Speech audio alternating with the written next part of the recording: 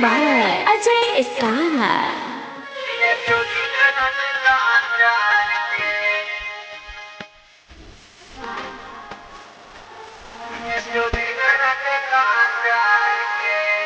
तोके भूले खत कर जागे पिए चो दिन रात गांजा गे तोके भूले खत कर जागे पिए चो दिन रात गांजा गे अखिया जागता लिख नहीं लागता अखिया जागता लिख नहीं लागता अरे खाना रात सब्जी रे तोके भूले खातिर कर जागे पिए चो दिन रात गांजा गे तोके भूले खातिर कर जागे पिए चो दिन रात गांजा गे अखिया जागता लिख नहीं लागता अखिया जागता लिख नहीं लागता अरे खाना रात सब्जी रे तोके भूले खातिर कर जागे पिए चो दिन रात गांजा गे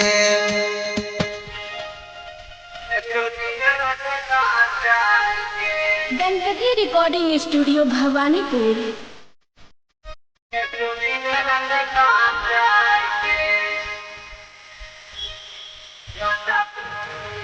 गांजा पी पी के पेपरा खत्म हम कलियोगे प्यार करके धोखा देले जखन डहरा रे सुन तोरा चक्कर में पियो हमें गांजा के एक गांजा के एक गांजा के गांजा पी पी के पेपरा खत्म हम कलियोगे प्यार करके धोखा देले जखन गहरा रे सुन तोरा चक्कर में पियो हमें गांजा के एक गांजा के एक गांजा के तोके भूले खातिर कर जागे पिए चो दिन रात गांजा गे तोके भूले खातिर कर जागे पिए चो दिन रात गांजा गे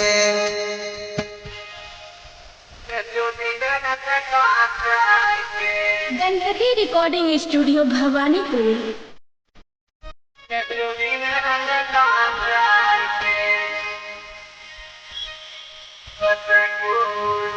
कुछ सुमन राधे परवस संग मागे आके देखे रोज पिया में सूटर गे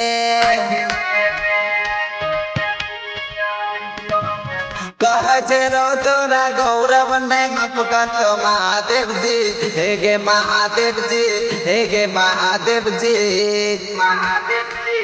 तो खुश सुमन रावे दिल खुश के संग मारे आके देखे रोज पिया हमें सूटर गे